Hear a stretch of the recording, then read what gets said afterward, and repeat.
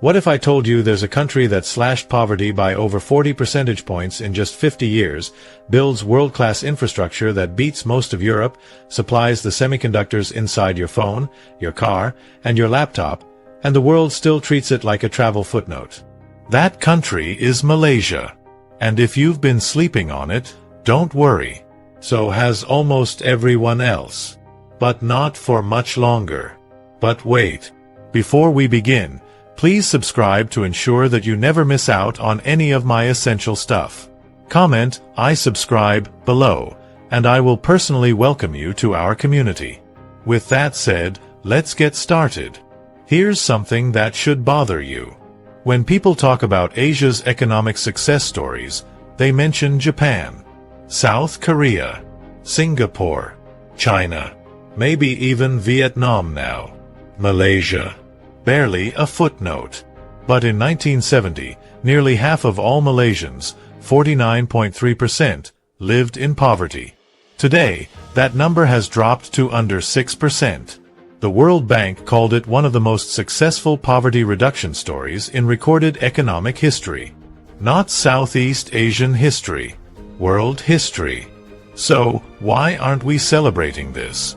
Think about Ahmad. He grew up in a small village outside Penang in the 1960s. No electricity, no running water, a family of 8 surviving on rice farming. He told his son the only way forward was to work hard and pray. His son didn't just pray. He built an electronics parts firm that supplies factories feeding into Apple's supply chain. 1 generation. That's all it took. And Ahmad's story isn't rare in Malaysia. It's the story, repeated millions of times across the peninsula, across Sabah and Sarawak, across a country that decided, quietly, strategically, and without asking anyone's permission, to build itself into something remarkable. But here's what the economic textbooks leave out. The strategy Malaysia used? The IMF actually warned against it. They said state-directed industrial policy, ethnic economic quotas, and export-led manufacturing investment would distort the market and create dependency. Malaysia said thank you very much, and did it anyway. And it worked. That's when things got really interesting. Let me take you back to 1972. Intel, then a scrappy young American chip company with big ambitions, was looking for a place to set up offshore manufacturing. They had options. Taiwan, South Korea, even parts of Europe. They chose Penang, Malaysia. Not because it was the most obvious choice. Because Malaysia offered something rare: political stability, a disciplined workforce, English language capability, and a government that actually showed up to negotiate. That single decision didn't just change Penang. It rewired Malaysia's entire economic destiny. Fast forward to 2021, the global chip shortage. Car manufacturers couldn't build vehicles. PlayStation 5s disappeared from shelves. Electronics factories went dark waiting for components. The entire world panicked. And Malaysia? It was at the center of the solution. Today, Malaysia is the world's 7th largest exporter of semiconductors. It sits in the global supply chain between the United States and South Korea. Your phone almost certainly contains components touched by Malaysian hands, Malaysian machines, Malaysian expertise. Priya knows this better than most. She started as a floor technician at an Intel facility in Penang in the early 1980s, one of thousands of young women from working-class Tamil Malaysian families who saw the semiconductor industry as a lifeline. She worked for decades in quality assurance. She retired as a department manager. Her trajectory mirrors Malaysia's own. Both started at the bottom of the value chain and climbed, methodically, stubbornly, intelligently. But here's the part that frustrates me. Malaysia produces 13% of the world's semiconductors, yet when global leaders sit down to talk about chip security and supply chain resilience, Malaysia often isn't even in the room. Why? The answer is darker than you'd expect. And we'll get to it. But first, let's talk about the thing most people don't even know exists. Close your eyes for a second. No, wait, Keep them open, you're watching a video. But picture this, a city where the airport rail link takes you downtown in under 30 minutes. Where the subway is clean, air-conditioned, and runs on time. Where you can hop across 3 different rail lines, 2 bus rapid transit corridors, and a network of elevated highways without once feeling like the city is fighting against you. That city is Kuala Lumpur. Not Tokyo. Not Singapore. Not Zurich. Kuala Lumpur. The 2023 Global Connectivity Index ranked Malaysia 27th in the world. That puts it above Italy. Above Spain. Above Portugal. 3 countries the world considers prosperous, sophisticated, and developed. Yet travel content creators still describe KL like they're discovering it from behind a mosquito net. Mei Ling figured this out before most people. She's 62, a retired civil servant from Kuala Lumpur. In 2019, she did something her friends thought was crazy. She sold her car. Her reasoning? The MRT system had made driving genuinely pointless for her daily life. She saved over Rm800 a month. She started spending that money on weekend trips, better food, her grandchildren's school. She told me, and I'm paraphrasing here, "I feel like I'm living in the future, but nobody outside Malaysia believes me when I describe it." And that's the core problem, isn't it? The IMD World Competitiveness Yearbook 2023 ranked Malaysia 27th out of 64 economies globally. Ahead of France. Ahead of Spain. Not because Malaysia is perfect, it isn't. But because on the metrics that actually measure how well a country functions as a place to do business and live a productive life, Malaysia keeps punching above its weight over and over again. But infrastructure is just the surface layer. What Malaysia did with its people, with its remarkably complicated, beautiful, sometimes fractious mix of cultures, is where the real story gets explosive. Every economist in the 1970s had the same warning for Malaysia. Your diversity is a liability. Look around the world, they said. Multi-ethnic states fracture. They argued. They divide. Ask Yugoslavia. Ask Lebanon. Ask any country where 3 distinct ethnic communities share one piece of land and one flag.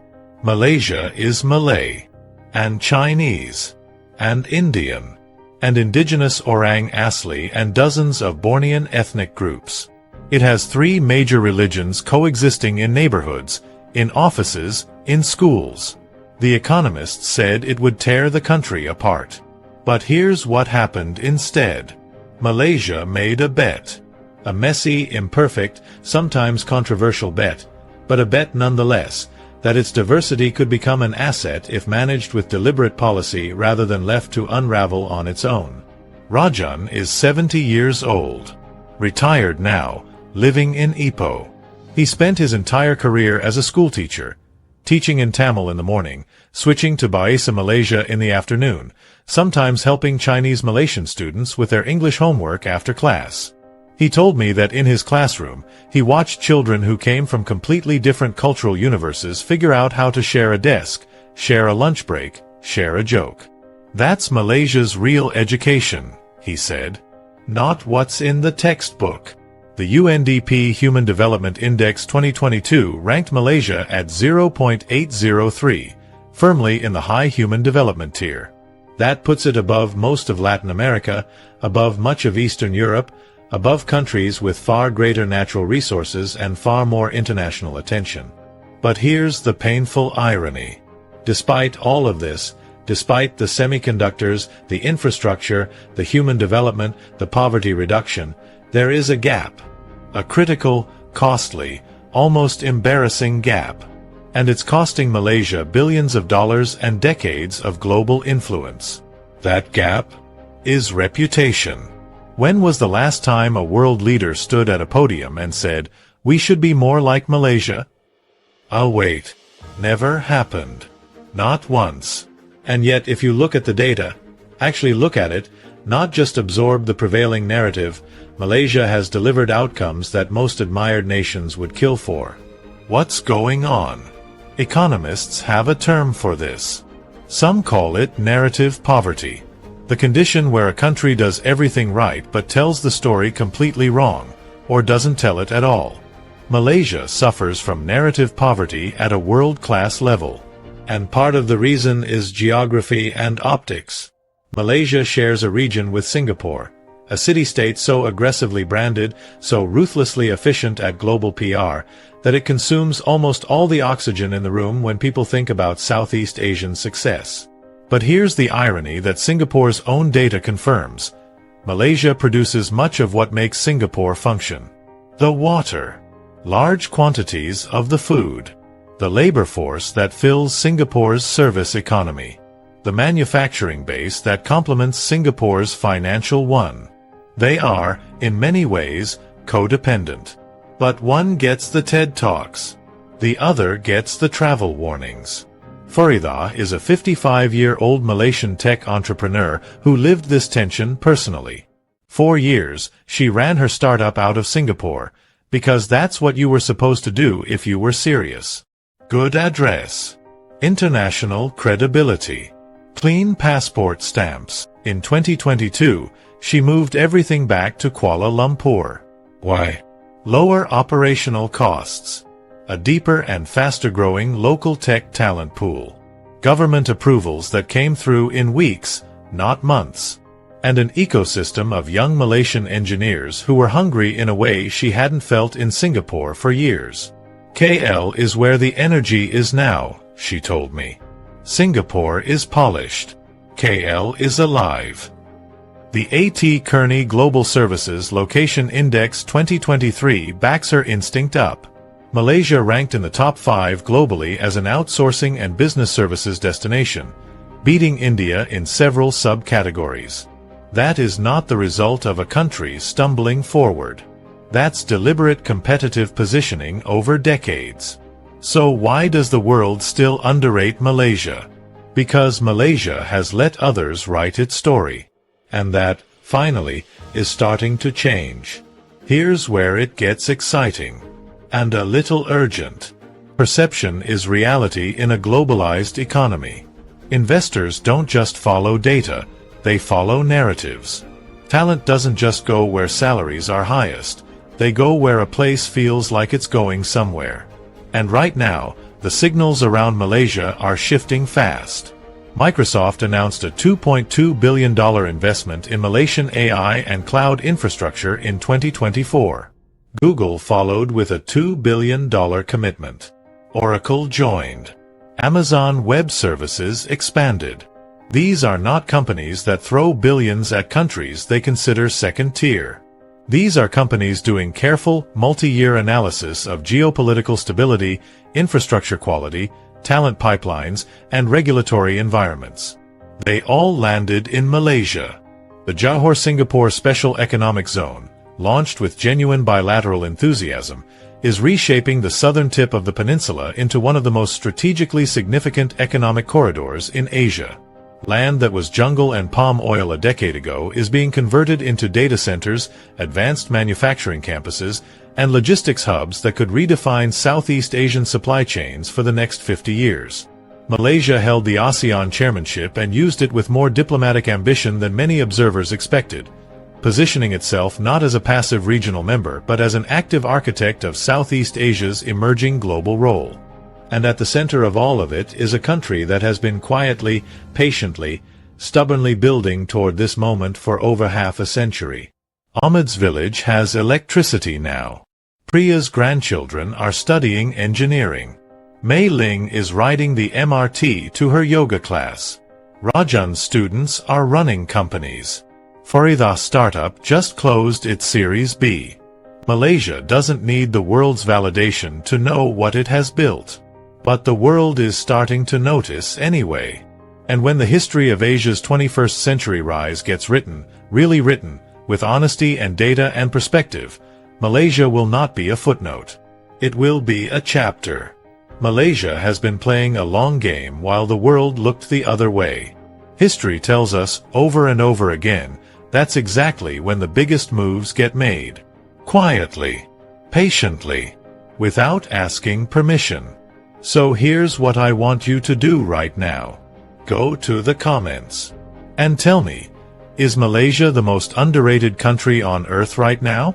Or is there another nation you think is pulling off the exact same trick, building in silence while the world misses the story entirely? Drop your answer below. I read every single comment. And if this video changed how you see Malaysia, even a little, share it with one person who still thinks Southeast Asia is just beaches and street food. Because the real story is so much bigger than that.